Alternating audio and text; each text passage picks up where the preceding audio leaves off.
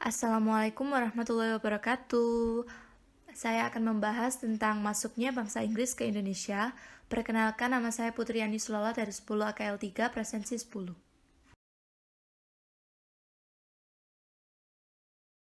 Yang pertama kita bahas adalah awal masuknya Inggris ke Indonesia, ialah pada abad ke-17. Inggris menuju Indonesia, dan bertepatan pada abad 17 itu, Inggris sudah berpartisipasi dalam perdagangan di India. Inggris mendirikan kongsi dagang yang bernama EIC, tepatnya di kota Kalkuta. Dari kota itulah, Inggris mengetahui bahwa Indonesia ialah negara yang berpotensi.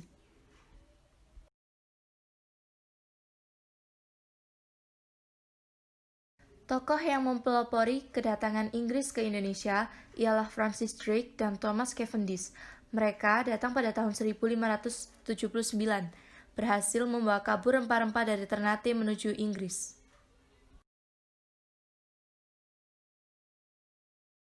Mengetahui keberhasilan kedua tokoh tadi, Ratu Elizabeth I meluaskan wilayahnya melalui pelayaran internasional dan memberikan hak istimewa kepada EIC untuk mengurus perdagangan di Asia. Pada tahun 1604, EIC mendirikan kantor-kantor dagang di Indonesia, yaitu yang pertama ada di Ambon, yang kedua Jayakarta atau Jakarta, yang ketiga di Makassar, keempat di Banjar, 5 di Jepara, dan yang terakhir adalah di Aceh.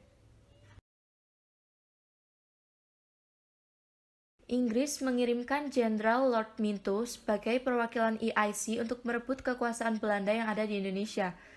Di bawah kekuasaan Stamford Raffles, Inggris berhasil merebut kekuasaan Belanda tersebut pada tahun 1811. Keberhasilan itu ditandai dengan adanya perjanjian kapitulasi Tuntang yang berisi bahwa Belanda harus menyerahkan seluruh wilayah kekuasaannya kepada Inggris.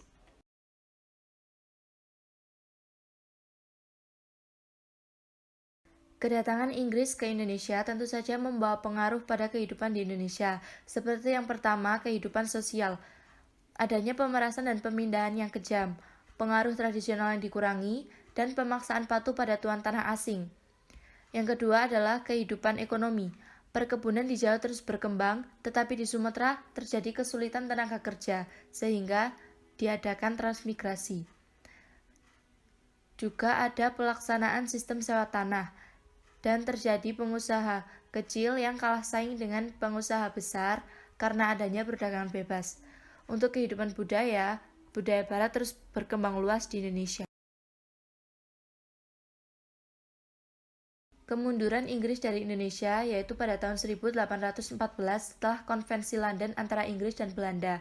Dengan isi konvensi tersebut, Inggris harus menyerahkan kembali semua wilayah jajahan Belanda yang ada di Indonesia. Lalu Inggris menyerahkan semua kekuasaan itu pada tahun 1816 dan meninggalkan Nusantara. Dengan begitu, penjajahan dilanjutkan oleh Belanda. Sekian dan terima kasih. Semoga bermanfaat. Wassalamualaikum warahmatullahi wabarakatuh.